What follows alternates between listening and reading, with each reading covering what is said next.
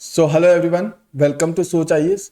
आज हम बेसिकली एक और नई केस स्टडी को समझेंगे, एक और नई केस स्टडी की अंडरस्टैंडिंग को समझेंगे कि आखिर यहाँ पे यूपीएससी सिविल सर्विसेज एग्जाम के एथिक्स पेपर के अंदर हमें पूछा क्या गया था और किस तरीके से हमें यहाँ पे आंसर लिख सकते हैं।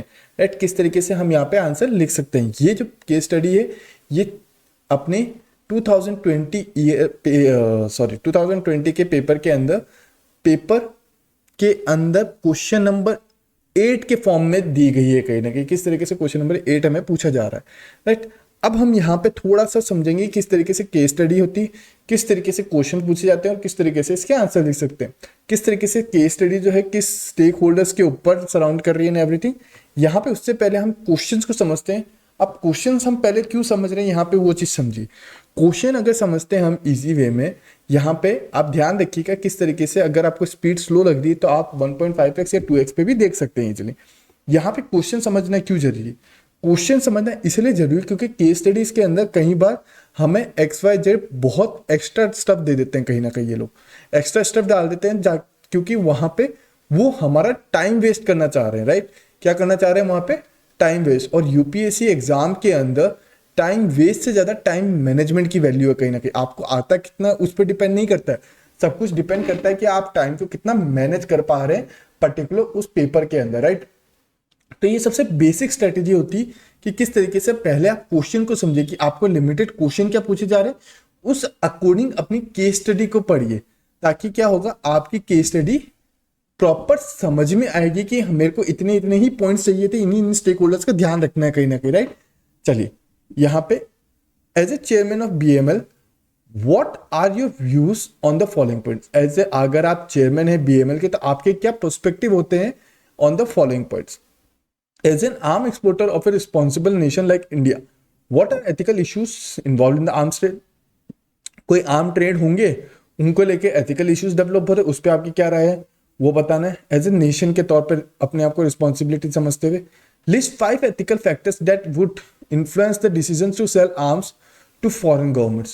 5 ethical factors क्या क्या हो सकते हैं that can influence the decision to sell arms to foreign governments। Right, किस तरीके से ये दो तरीके से क्वेश्चन पूछे गए हमें। अब हम बेसिक से केस स्टडी को समझते हैं, फिर वापस क्वेश्चंस पे आएंगे। यहाँ पे इस चीज का ध्यान रखिएगा सॉरी, यहाँ पे इस चीज का जरूर ध्यान रखिएगा किस तरीके से हमारे पास बहुत लिमिटेड टाइम पीरियड होता है। लिमिटेड टाइम पीरियड के अंदर हमें स्पीडली चीजों को एनालाइज करना है और उस अकॉर्डिंग आंसर लिखने कहीं ना कहीं। यहाँ पे हम थोड़ी से स्लो हो रहे हैं बट वहां पे हम स्लो नहीं हो सकते कहीं ना कहीं। The chairman of Bharat missile limited was watching a programme on TV wherein the prime minister was addressing the nation on the necessity of developing a self reliant India. वहां पे एक चेयरमैन है भारत मिसाइल लिमिटेड के, किस तरीके से वो TV पे एक प्रोग्राम देख रहे हैं जहां पे जो prime minister of India exposure कोई भी हो सकते हैं एड्रेस कर रहे हैं नेशन को किस तरीके से हमें developing of self reliant India के तौर पे वर्क करना चाहिए। He subsequently noted in agreement and smile to himself as he mentally reviewed BML journey in the past 2 decades. अगर वो अंदर ही अंदर यहाँ पे देखेंगे खुश हो रहे हैं या समझ रहे हैं, किस तरीके से स्माइल कर रहे हैं कि किस तरीके से बीएमएल की जर्नी लास्ट 2 डिकेड्स मतलब 20 साल के अंदर किस तरीके से वर्किंग रही है। BML had admirably progressed from producing first generation anti-tank guided missile to design and producing state of art ATGM weapon system that would be the envy of any army। किस तरीके से यहाँ पे जो ATGM सिस्टम है anti tank guided missile, इसके अंदर किस तरीके से प्रोग्रेस की है इंडिया ने और किस तरीके से इसकी प्रोडक्शन हम बढ़ाए जा रहे हैं धीरे धीरे, उसके बारे में बात हो रही है। His side in reconciliation with the assumption that the government would probably not alter the status of a ban on export of military weapon। किस तरीके से government would probably not alter की मतलब यहाँ पे किस तरीके से गवर्नमेंट जो है वो ये एज्यूम कर रहे हैं, कौन? BML chairman of BML assume कर रहे हैं किस तरीके से गवर्नमेंट इसके अगेंस्ट बैन ना लगा दे एक्सपोर्ट के अकॉर्डिंग या एक्सपोर्ट को बंद या ज्यादा तेज ना कर दे। उनको लेके यहाँ पे थोड़ी सी उनकी क्यूरियोसिटी जागी। To his surprise, very next day, he got a telephone call from the Director General, Ministry of Defense, and asking him to discuss the modalities of increasing BML production of ATGMs, as there is a possibility of exporting the same to a friendly foreign country। किस तरीके से यहाँ पे next day ही उनके पास phone आता है किसका? Director general ministry of defence का कि किस तरीके से वो उनके साथ डिस्कस करे बीएमएल प्रोडक्शन को लेके कि एटीजीएम प्रोडक्शन को हम ज़्यादा से ज़्यादा बढ़ाएं ताकि हम इसको एक्सपोर्ट कर पाएं फ्रेंडली फॉरेन कंट्रीज के। The director general wanted the chairman to discuss the details with the staff at a Delhi next. Director general चाहते हैं कि वो चेयरमैन जो है वो डिस्कस डिटेल्स डिस्कस करे स्टाफ के साथ by Delhi at next week. 2 days later, at a press conference, the Defense Ministry stated that he aims to double the current weapons export level within 5 years. उन्होंने next 2 days बाद भी press conference में देखते कि defence minister जो है वो चाहते हैं कि वो उनका प्रोडक्शन डबल कर दे ऑफ करंट वेपन्स के तौर पे एक्सपोर्ट बढ़ाने के लिए विद इन 5 years के अंदर। This would give an impetus of financing the development and manufacturing of indigenous weapons in the country. किस तरीके से this would give a impetus of financing and developing and manufacturing indigenous weapon। किस तरीके से हम इस वेपन्स की जो मैन्युफैक्चरिंग है, इसकी जो डेवलपमेंट है वो ज़्यादा से ज़्यादा बढ़ाएं कहीं ना कहीं। He also stated that the indigenous arm manufacturing nation have a very good record in international arm trade. यहाँ पे क्या होता है, अगर एक्सपोर्ट के तौर पे कोई कंट्री सबसे ज़्यादा अगर अपने एक्सपोर्ट करती है वेपन्स को, तो उसके इंटरनेशनल आर्म ट्रेड के अंदर वैल्यू या उसका रिकॉर्ड बहुत बढ़ जाता है कहीं ना कहीं। तो ये ओवरऑल केस स्टडी। अब हमें क्वेश्चन वापस समझते हैं, क्वेश्चन क्या पूछा गया था। As a chairman of BML what are your views on the following points. आप अगर चेयरमैन ऑफ बीएमएल है तो आपके क्या व्यूज हो सकते हैं। As an arm exporter of a responsible nation like India, what are the ethical issue involve in arm trade. किस तरीके से आप एक रिस्पॉन्सिबल नेशन के तौर पर वर्क कर रहे हैं like India, what are ethical issues involve. किस तरीके से एथिकल नैतिकवादी इश्यूज क्रिएट हो सकते हैं involve in arms trade. Ethical issues involved in arms trade. The primary use of weapon is to kill other humans. Basically सबसे बड़ा ethical issues क्या है, वेपन्स का सबसे बड़ा काम ही ये है कि वो किसी न किसी इंसान को मारे, राइट, किसी न किसी चीज को डैमेज पहुंचाए। The earning made from the arms trade are like blood money. Basically blood money ही बोलेंगे, किसी न किसी को मारने के लिए ही वो वेपन खरीदे जा रहे, वेपन खरीदे जा रहे हो, मार रहे हैं, तो वहां पे ब्लड मनी के तौर पे काउंट हो रहा है। Killing is inherently wrong, right. अगर देखें यहाँ पे किलिंग जो है वो इनहेरिटेंटली रॉन्ग है। It is against humanity which is one of the central ideas of the Indian way of life. किस तरीके से ये जो अगेंस्ट ह्यूमैनिटी है और इस सेंट्रल का आइडिया है कि किस तरीके से पीस हो, इस सबको मेंटेन रखे, तो इसके अगेंस्ट ही जा रहे हैं हम कहीं ना कहीं। ये एथिकल इश्यूज हो सकते हैं या फिर एथिकल, हम इसे यहाँ पे डिलेमा भी बोल सकते हैं, राइट। किस तरीके से एथिकल डिलेमा जनरेट हो रहे हैं कहीं ना कहीं। Sorry for the handwriting, okay. India has been a land of Gautam Buddha and Mahatma Gandhi. Obviously बात है, they have advocated non-violence. Non-violence को बहुत ज्यादा इन्होंने मोटिवेट किया। यहाँ पे गौतम बुद्धा की जगह आप जैनिज्म भी डाल सकते हैं, right. But by indigenating in armed trade, India will endorsing violence, but in a different region of the world. यहाँ पे इंडिया कंट्री खुद अपने अंदर वॉयलेंस क्रिएट नहीं कर रही, बट जब वो वेपन्स की ट्रेडिंग बहुत ज्यादा कर देती है तो कहीं ना कहीं वो दूसरी रीजन ऑफ द वर्ल्ड के अंदर क्या कर रही है, वॉयलेंस को बढ़ावा ही दे रही है ना कहीं। किस तरीके से ज्यादा से ज्यादा अगर सप्लाई ऑफ वेपन रहेगा तो वहां पे करप्शन लेवल या पावर का डिस्ट्रीब्यूशन लेवल बहुत ज्यादा डिफरेंशिएट कर जाएगा कहीं ना कहीं, राइट। लड़ाई झगड़े बहुत ज्यादा होंगे। Article 51 of the directive principle of state policy says the government should aim for promotion of international peace and security. अब यहाँ पे आर्टिकल 51 बोलता है directive principle of state policy. अब ये आर्टिकल्स आपको याद होने चाहिए थोड़े से, राइट, कि किस तरीके से कौन से आर्टिकल को हम उस टाइम पे उस जगह यूज कर पाए, जिस वजह से हमें यहाँ पे एज ए डाइवर्सिफाइड पर्सन के तौर पे काउंट किया जाए, कि एज ए नॉलेजेबल पर्सन के तौर पे काउंट किया जाए।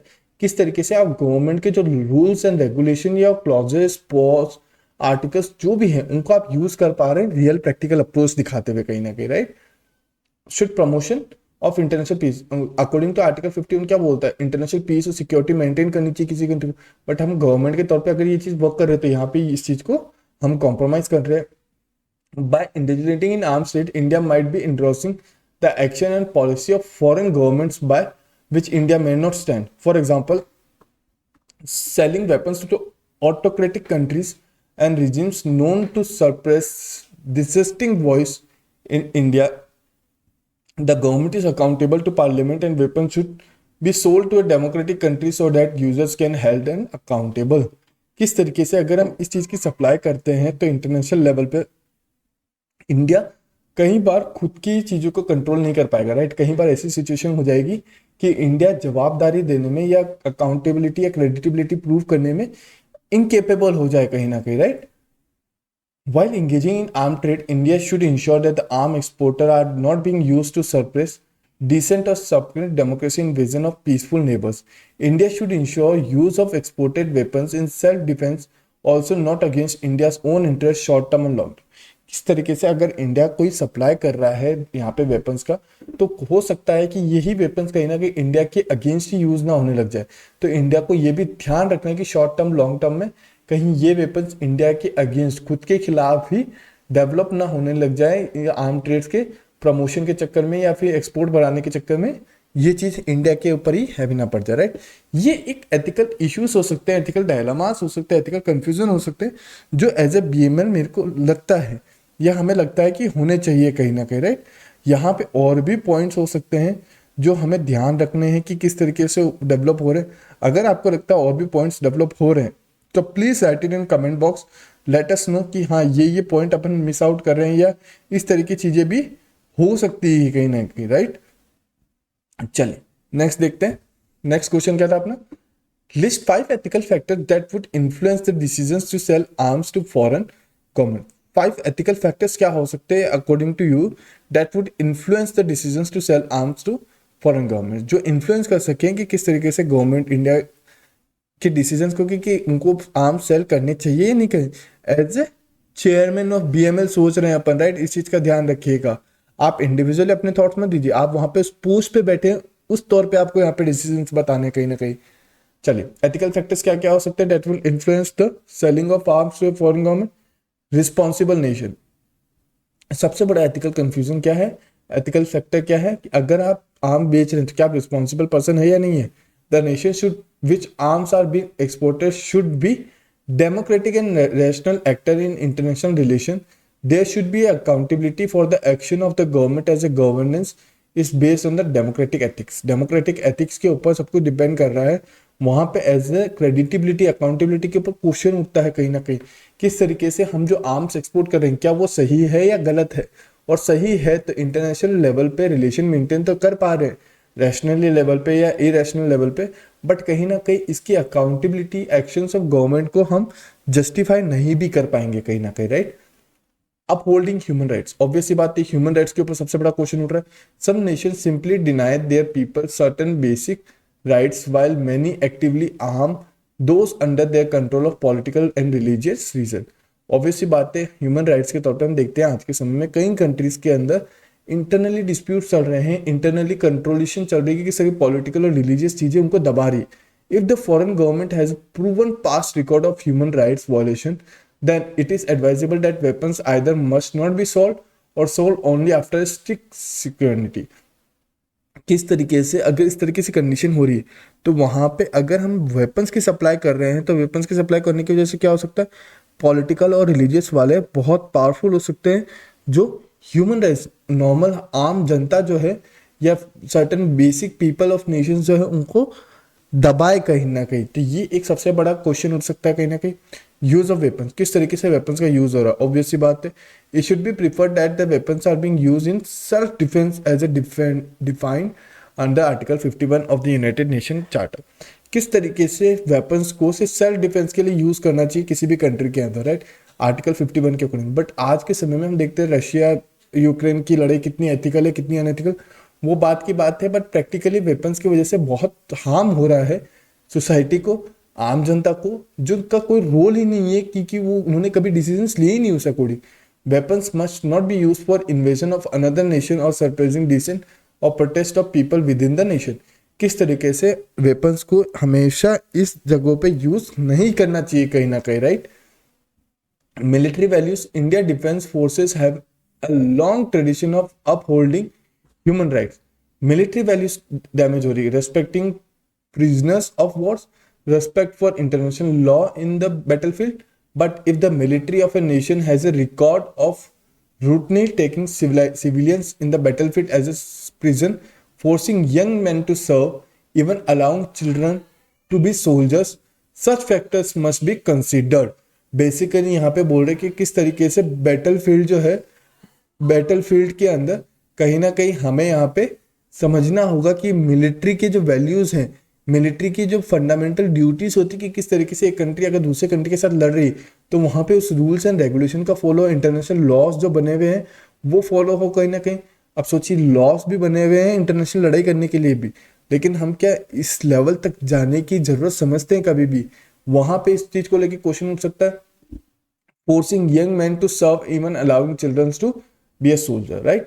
International law, while exporting critical technologies, it must be noted that the recipient nation is following the norms made by the international export groups such as Australia Group, Missiles Technology Control Regime, MTCR and Varusness Agreement। किस तरीके से international law को maintain करना बहुत जरूरी है कहीं ना कहीं, अगर हम सेलिंग ऑफ हमारे प्रोडक्ट्स को करते हैं, आर्म्स को या वेपन्स को करते हैं कहीं ना कहीं। क्योंकि यहाँ पे हम देखेंगे कहीं ना कहीं, आप उसको सोचिए कि किस तरीके से हम यहाँ पे ऑस्ट्रेलियन ग्रुप या missile technology control regime in terms का यूज कर रहे हैं, तो हमारी जो क्रेडिटिबिलिटी है आंसर्स की वो बहुत बेटर हो रही है कहीं ना कहीं। यहाँ पे हमें आंसर्स के अंदर हमेशा वाइडर पर्सपेक्टिव को रखना है, वाइडर अंडरस्टैंडिंग। यहाँ पे और भी एथिकल फैक्टर्स हो सकते हैं, इन्वॉल्व हो सकते हैं, यहाँ पे ह्यूमन राइट्स रिस्पॉन्सिबल, उसी के साथ साथ सोसाइटिकल मॉरलिटी के ऊपर क्वेश्चन उठता है कि किस तरीके से, रिलीजन्स के ऊपर क्वेश्चन उठता है किस तरीके से लोगों की डिजायर्स और इन सब की फैक्टर्स अफेक्टिंग के ऊपर क्वेश्चन उठता है कहीं ना कहीं। क्वेश्चंस या एथिकल टर्म्स बहुत सारे सोच सकते हैं, बट हमको वहां पे किस तरीके से लिखना है वो हमारे ऊपर डिपेंड करता है कहीं ना कहीं, और उसी बेस पे हमें कहीं ना कहीं मार्क्स भी मिलते हैं, राइट। सो ये बेसिक सी अंडरस्टैंडिंग थी आज के केस स्टडी को लेके कि हमें यहाँ पे किस तरीके से क्वेश्चन पूछे गए, किस तरीके से हमें केस स्टडी समझनी है, किस तरीके से हमें इसका आंसर लिखना है। यहाँ पे आपके पास बहुत लिमिटेड टाइम पीरियड होता है किसी भी आंसर लिखने का, किसी भी आंसर को लिखने का, बट हमें यहाँ पे स्पीड अप समझना है। यहाँ पे जितनी आपकी हैबिचुअल प्रैक्टिस रहेगी समझने की, अंडरस्टैंडिंग की, एनालाइजेशन की, उसको किस तरीके से ऑब्जर्व करना है, किस तरीके से लिखना है एंड एवरीथिंग, उतना ही बेटर आप आंसर्स परफॉर्म कर पाएंगे अपने एग्जाम्स के अंदर कहीं ना कहीं, राइट। चलिए, तो होपफुली आपको ये केस स्टडी समझ में आई होगी, क्लियर हुई होगी काफ़ी हद तक। Till that time, thank you everyone, take care, bye bye, मिलते हैं हम नेक्स्ट वीडियो के अंदर।